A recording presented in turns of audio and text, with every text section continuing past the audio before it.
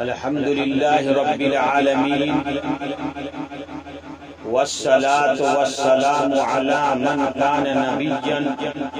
وآدم بين الماء والطين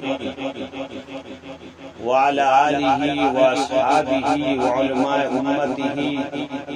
وأولياء ملته أجمعين. أما بعد، فقد قال النبي صلى الله عليه وسلم: اللهم بارك لنا في رجب وشعبان وبلغنا رمضان، او كما قال عليه الصلاة والسلام.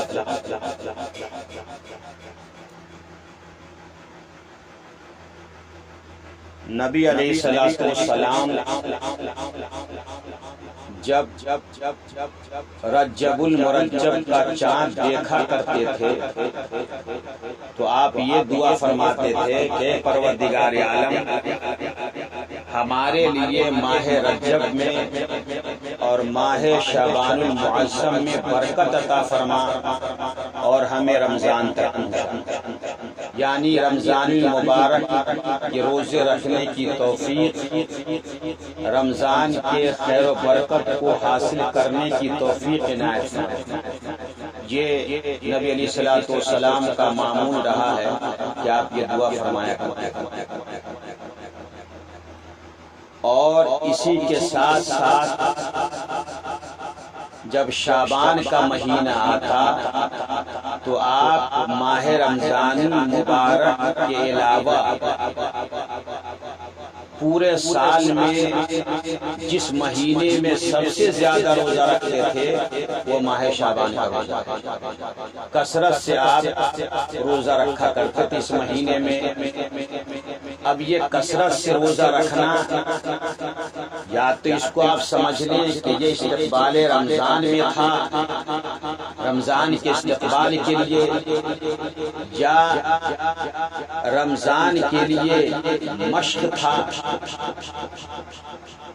کچھ بھی کالے، لیکن نبی علیہ الصلوۃ والسلام اس مہینے میں زیادہ سے زیادہ روزہ رکھتے تھے. تو امتی کو بھی چاہیے، یہ فرض، یہ واجب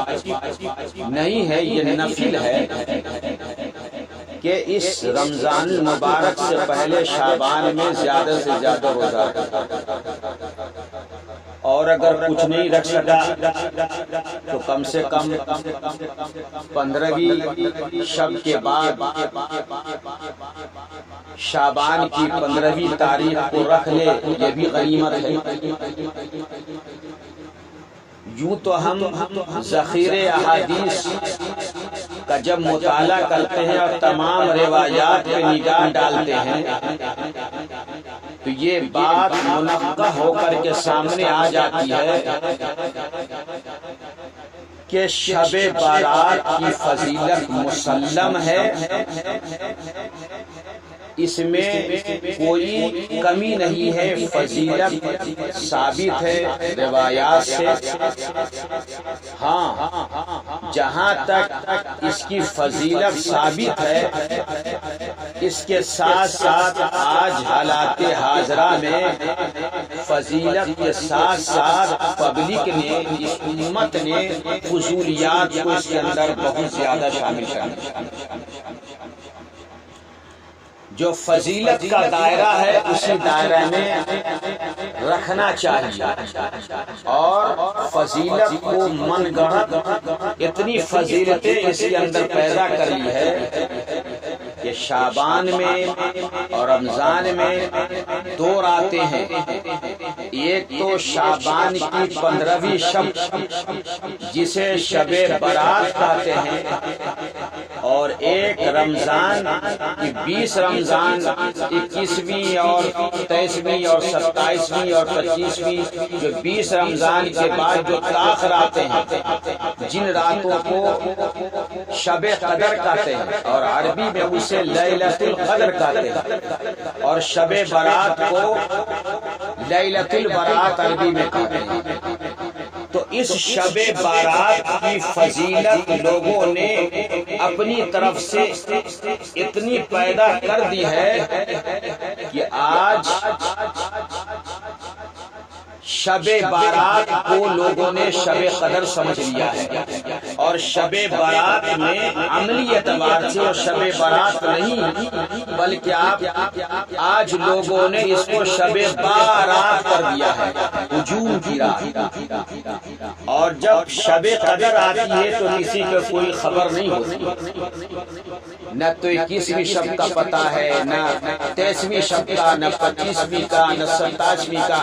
خراٹے لے کر سوتے ہیں، نہ خود کچھ عمل کرتے ہیں، نہ اپنی فیملی کو کہتے ہیں عمل کرنے کے لیے۔ یوں ہی رمضان مبارک کی یہ طاق راتیں جو ہیں 20ویں روزے کے بعد جو طاق راتیں وہ سب گزر جاتی ہیں، لیلۃ القدر جو شب قدر۔ جبکہ شب قدر کے بارے میں اللہ تبارک و تعالی نے فرمایا انا انزلناہ فی لیلۃ القدر وما ادراک ما لیلۃ القدر۔ یہ رمضان کی جو رات ہے شب قدر، اس کے اندر اللہ تبارک و تعالی نے قرآن حکیم کو نازل فرمایا، اور اس رات کے بارے میں قرآن نے اعلان کیا ہے کہ 1000 راتوں سے بہتر ہے۔ یعنی اگر شب قدر میں کسی نے عبادت کر لیا تو گویا کہ 1000 راتوں میں جو عبادت کرے گا اس سے زیادہ اس کو ثواب ملے گا، اور 1000 راتوں کا جب کیلکولیٹ کریں گے تو 83 سال سے زیادہ ہوتا ہے۔ یعنی آپ لیلۃ القدر میں شب قدر میں آپ نے عبادت کر لی پابندی سے تو گویا کہ 83 سال سے زیادہ اپنی عبادت کر لی، تو اس کی کسی کو خبر نہیں ہوتی۔ اور 15ویں شب جس کو شب برات کہتے ہیں، اس کا لغوی معنی آتا ہے آزادی اور رہائی کی رات۔ یہ رات تو اس لیے تھی کہ اس رات کے اندر آدمی تنہائی میں، سناٹے میں، اجتماعی اعتبار سے نہیں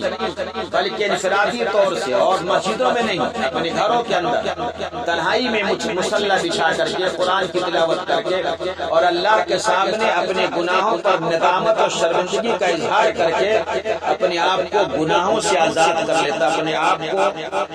اللہ تبارک و تعالیٰ کے سامنے اتنی معافی مانگتا کہ اس کے نام اعمال جو ہے گناہوں سے وہ صاف ستھرا ہو جاتا اور وہ آزاد ہو جاتا ہے۔ ایمان والا یہ کرنا تھا، لیکن لوگوں نے شب برات کو شب بارات کر دیا۔ پہلے زمانے میں جب شادیاں ہوا کرتی تھی تو دلہن کے لانے کے لیے اس کے ساتھ لڑکے والے کی طرف سے کچھ لوگ جایا کرتے تھے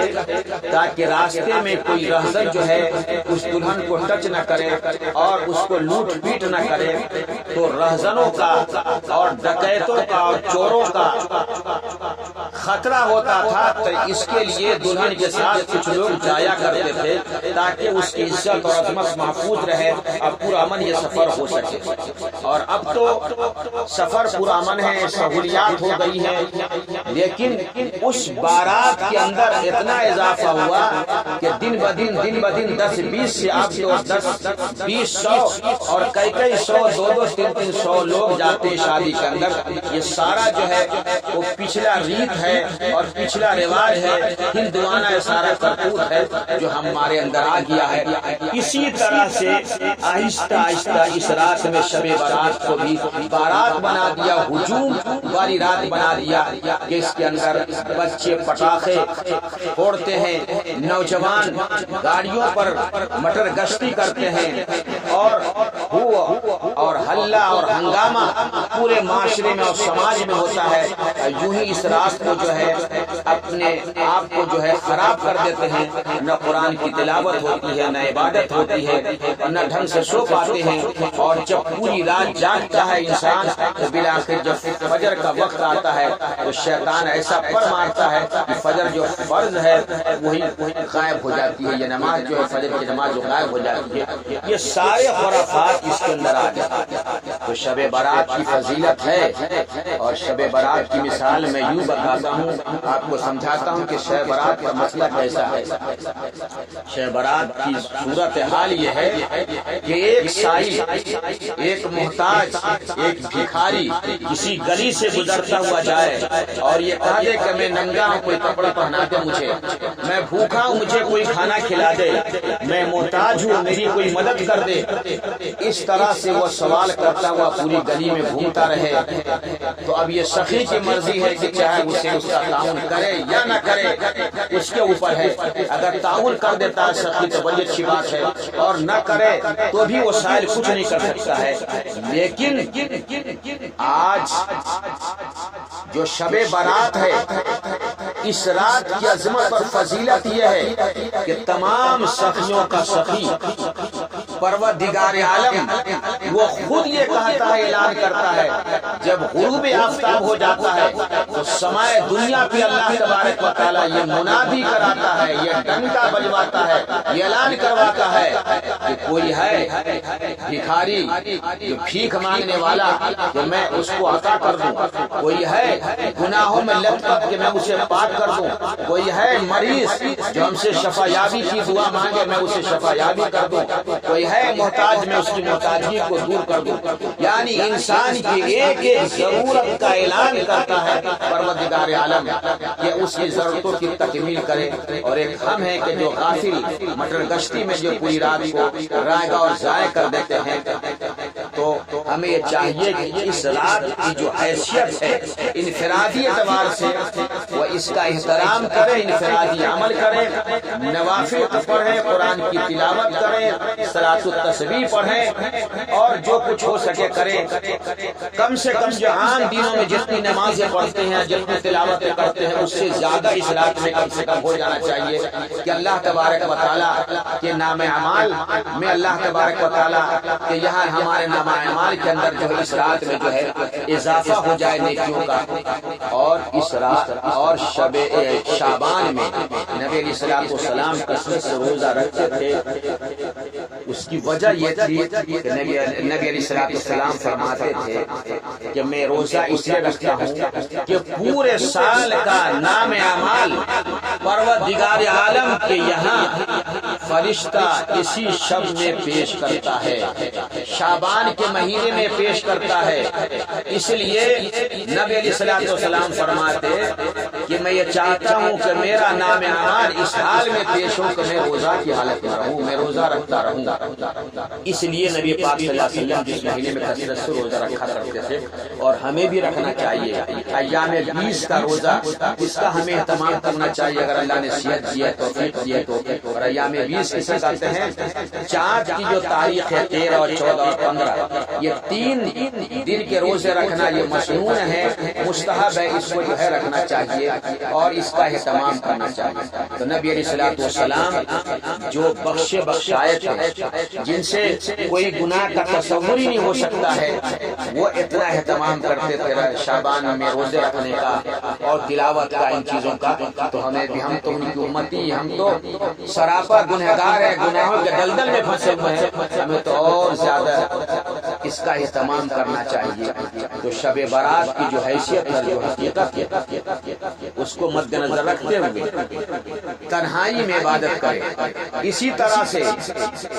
قبرستان جانے کا یہ بدعت ہے جو رائج ہے ہمارے یہاں، کہ ہجوم باندھ کر کے قبرستان جاتے ہیں۔ حالانکہ نبی علیہ الصلوۃ والسلام نے زندگی میں صرف ایک دفعہ قبرستان گئے، آپ بھی چلے جائے زندگی میں ایک دفعہ، اور آپ تنہا گئے تھے، امتیوں کو کہا نہیں تھا، صحابہ کرام نے اعلان نہیں کیا تھا، یہاں تک کہ اپنے زوجہ محترمہ حضرت عائشہ صدیقہ رضی اللہ تعالی عنہا کو بھی پتہ نہیں تھا، اور آپ وہاں سے چپ کر کے جنت البقیع میں چلے گئے۔ تو آپ بھی پوری زندگی میں ایک دفعہ سناٹے میں چلے جائیں۔ یہ ہجوم کے ساتھ جانا اور یہ چراغا کرنا اور یہ ہنگامہ کرنا، اس کا شریعت کے اندر کوئی ثبوت نہیں ہے۔ جس چیز کا جو درجہ ہے، جس چیز کی فضیلت جتنی ہے، اس کو اتنی ہی رکھنا چاہیے، اس میں اپنی طرف سے اضافہ کرنا یہ بدعت ہے نا۔ جس چیز کا جو شریعت میں دائرہ ہے، اس دائرے سے اگر باہر ہم اوبھر جاتے ہیں تو یاد رکھ کے ہم بدعتی کہلائیں گے۔ اس لیے بدعت سے، خرافات سے ہمیں اجتناب کرنا چاہیے، بچنا چاہیے، دعا کرنا چاہیے کہ نبی علیہ الصلوۃ والسلام سے جتنی چیزیں مروی ہیں اور ثابت ہے، ہم اسی کے مطابق عمل کریں۔ اپنی طرف سے اس میں گھٹانا، اپنی طرف سے اس میں بڑھانا اور طرح طرح کے اس رات میں پکوانا، یہ سب ان چیزوں کا کوئی ثبوت نہیں ہے،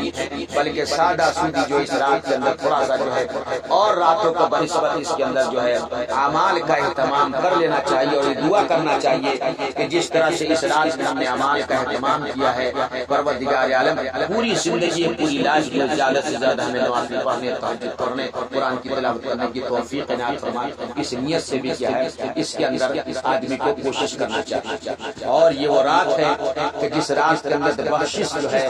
خوب ہوتی ہے۔ بارش آپ جانتے ہیں کہ بارش دو طرح کی ہوتی ہے، ایک بارش ہوتی ہے موسلا دھار،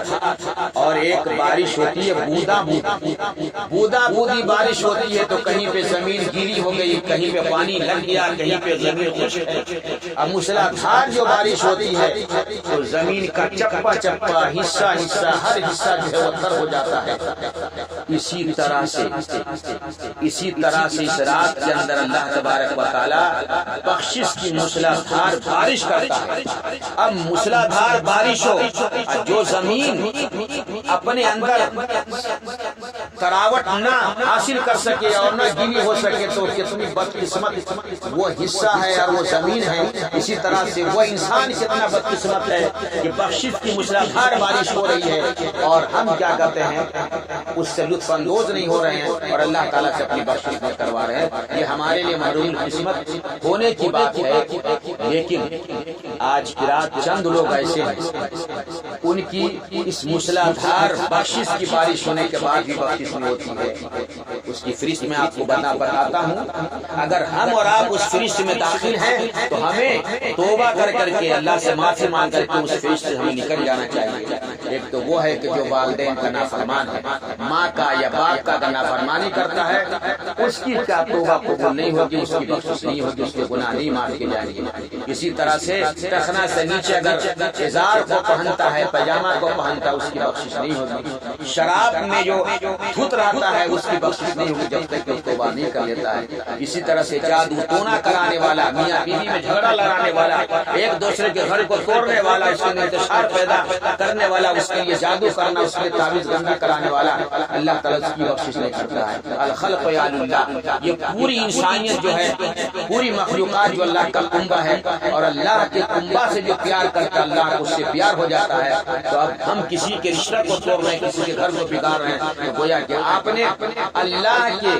کنبہ کے ساتھ آپ نے زیادتی کیا ہے۔ جو اللہ کے کنبہ کے ساتھ زیادتی کرے گا، اللہ کے کنبہ کو اور اس کے پریوار کو ایک پریوار کی طرح سے اس کے پریوار کے ساتھ جو کھلواڑ کرے گا تو اللہ تبارک و تعالیٰ کیسے اس کو خاطر کھا لائے گا اور کیسے اس کی بخشش کرے گا۔ اس کی بخشش نہیں ہوتی ہے۔ چغلی کرنے والے کی، کینہ کپٹ رکھنے والے کی اور قطع تعلقی کرنے والے کی، رشتہ داروں سے یہ قطع تعلق کرتا ہے، دور رہتا ہے، اس کی بھی اللہ تعالیٰ بخشش نہیں کرتا ہے۔ اور قطع تعلقی دو طرح سے ہے، تو یہ ہے کہ آدمی دین کی وجہ سے، اسلام کی وجہ سے اگر کوئی اللہ کے لیے اگر محبت کرتا ہے یا اللہ کے لیے بغض رکھتا ہے تو یہ تو ٹھیک ہے، اور اگر ایسی عادت ہے دوسرے اعتبار سے اپنی دنیاوی غرض کی وجہ سے اگر وہ قطع تعلق ہے اور دل کے اندر نفرت ہے اور بغض ہے، محبت نہیں ہے، تو اللہ تبارک و تعالیٰ جو ہے یہ اس کی جو بخشش نہیں کرتا ہے۔ تو یہ ہے دشمنی اور بغض نہیں ہونا چاہیے، چاہے کوئی قریب آئے یا نہیں آئے، لیکن اس انسان کے تعلق سے اپنے دل کے اندر الفت اور محبت رکھنا چاہیے اور اس سے دشمنی نہیں کرنا چاہیے، بغاوت اور اس کے ساتھ اناد کا برتاؤ نہیں کرنا چاہیے۔ تو یہ چند لوگ ایسے ہیں جن کی بخشش نہیں ہوتی ہے۔ اگر ہم اور آپ اس فرشتے میں ہیں تو ہمیں اپنے آپ کو اس سے خارج کر لینا چاہیے تاکہ ہماری توبہ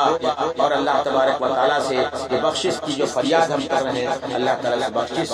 کو قبول فرمائے اور ہمارے نجات کا ذریعہ بنائے۔